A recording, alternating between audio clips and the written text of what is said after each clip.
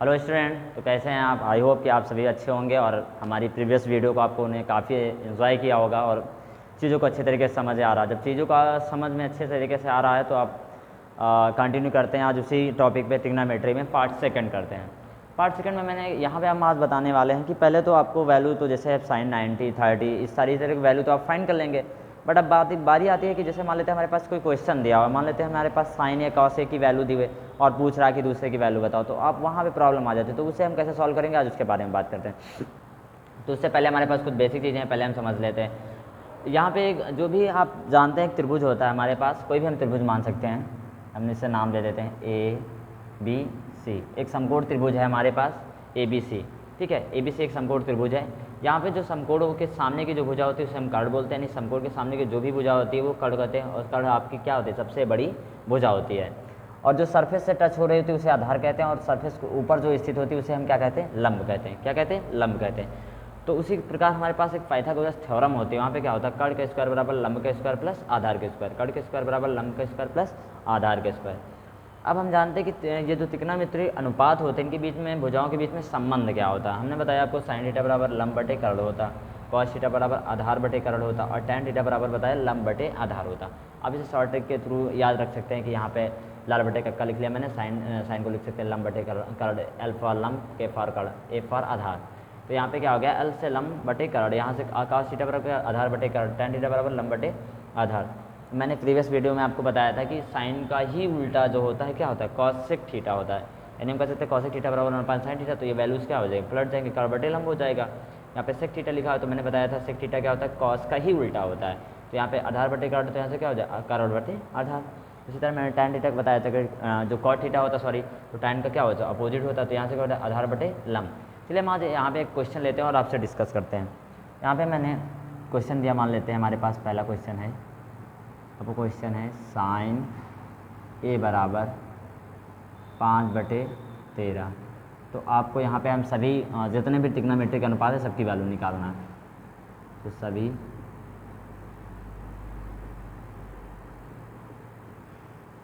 त्रिकोणमितीय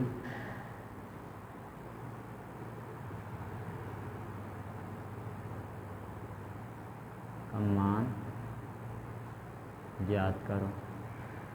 यानी आपको क्या करना है? सभी जितने भी त्रिकोणमितीय अनुपात उनकी सभी की वैल्यू आपको फाइंड करना। तो चलिए हम स्टार्ट करते हैं 1 बाय 1। तो सबसे पहला स्टेप है हमें डायग्राम बनाना होगा। हम डायग्राम बना लेते हैं। आप अपने अकॉर्डिंग इसका कुछ भी नाम दे सकते हैं, ठीक है। इसे हमें ए बी सी दे दिया। अब वैल्यू क्या दी हुई है? साइन ए बराबर 5/13। अब देखेंगे त्रिकोणमितीय अनुपात साइन ए, साइन में भुजाओं में संबंध क्या होता है? लंब बटे कर्ण, लंब बटे कर्ण। तो लंब आपके पास क्या है? यहाँ पे 5 है। कितना है? 5। कर्ण क्या है? 13 यानी 13 है। कर्ण कितना है? 13 है। तो यहाँ पे क्या हो गया? 5 और 13। आपको दो भुजाएं दी, तीसरी भुजा निकाले। पाइथागोरस थ्योरम होती है, पाइथागोरस प्रमेय से त्रिभुज एबीसी में पाइथागोरस प्रमेय से ये क्या होता है? यही सेम थ्योरम होती है। कर्ण का स्क्वायर बराबर लंब का स्क्वायर प्लस आधार के स्क्वायर। चाहे हम लिख भी देते हैं एक बार, कर्ण का स्क्वायर बराबर लंब का स्क्वायर प्लस आधार का स्क्वायर, ठीक है। कर्ण का स्क्वायर बराबर लंब के स्क्वायर प्लस आधार के स्क्वायर। अब देखो यहाँ पे कर्ण क्या है? कर्ण किसे बोलेंगे? AC। कर्ण किसे बोलेंगे? AC, यानी AC के स्क्वायर बराबर लंब किसे बोलेंगे? AB, यानी AB के स्क्वायर। आधार किसे बोलेंगे? BC, यानी BC के स्क्वायर। क्या होगा? BC के स्क्वायर। अब यहाँ पे वैल्यू को रखते हैं। AC की वैल्यू कितनी? 13, यानी 13 के स्क्वायर बराबर AB कितनी हमारे पास है? AB हमारे पास 5, यानी 5 के स्क्वायर। और BC तो ये यहाँ से क्या हो गया? BC का स्क्वायर। तो यहाँ से हम BC यहाँ पे वैल्यू को हम वो करते हैं, तो यहाँ से 13 का स्क्वायर, इसको इधर प्लस में इधर प्लस में इधर लाएंगे, माइनस में हो जाएगा। तो माइनस का क्या हो जाएगा? √5 के स्क्वायर बराबर कितना हो जाएगा? BC का स्क्वायर। चलिए हम थोड़ा आगे बढ़ जाते हैं। तो यहाँ से आप चाहें तो इसमें दो चीज़ें कर सकते हैं। एक तो पहला स्टेप कर सकते हैं हम यहाँ पे 13 का स्क्वायर लिख सकते हैं और 5 का स्क्वायर लिख सकते हैं, इनको दोनों घटा के वैल्यू ला सकते हैं। या फिर दूसरा मेथड आप अपना सकते हैं A² माइनस B² का। इनमें से किसी मेथड का भी यूज़ कर सकते हैं। तो यहाँ पे हम कर सकते हैं, वही मेथड डिस्कस कर लेते हैं।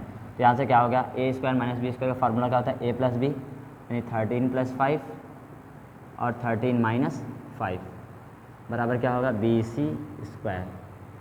क्या होगा, बी सी स्क्वायर। 13 + 5 कितना होगा, 18, और 13 - 5 कितना होगा, 8, कितना होगा 8। तो ये क्या हो जाएगा, बी सी स्क्वायर। अब देखो यहाँ पे वर्ग है, यहाँ पे वर्ग है, तो उधर वर्ग हटाएंगे, इधर क्या लग जाएगा, वर्गमूल। यहाँ से रूट के अंदर कितनी आ जाएगी, रूट का वर्गमूल का मतलब क्या हो, रूट लग जाएगा 144 बराबर कितना हो जाएगा, बी सी। 144 का स्क्वायर कितना होता है, रूट स्क्वायर रूट कितना होता है, 12। तो यहाँ से बी सी की वैल्यू कितनी आ गई, 12, यानी बी सी की वैल्यू कितनी आ गई, 12। यानी हम कह सकते हैं यहाँ पे ये आपका आधार कितनी आ गया, 12। अब वैल्यू हमें ज्ञात करनी है, तो मैं यहाँ कर लेते हैं। तो हमारे पास बचा क्या, कॉस थीटा। कॉस थीटा होता क्या है, कॉस थीटा होता है आपके पास आधार बटे कर्ण। तो आधार आपके पास कितना है, 12, कर्ण कितना है, 13। तो यह कास की आ गई। अब उसके बाद बात करते हैं टैन थीटा की value. Tan theta, tan theta बराबर क्या होता है आपका, लंब बटे आधार। तो लंब बटे आधार, तो लंब यहाँ पे कितना है, 5, लंब कितना है, 5। उसके बाद आधार कितना है आपके पास, 12, आधार कितना है, 12, आधार कितना है, 12। तो यहाँ पे कॉस की वैल्यू भी अलग है, टैन की वैल्यू आ गई। अब उसके बाद आपको पता है कि जो कॉसिक थीटा होता है वो साइन का अपोजिट होता है। तो हम कॉसिक थीटा बराबर लिख सकते हैं, कॉसेक, सॉरी ए, मैंने थीटा कर दिया गलती से।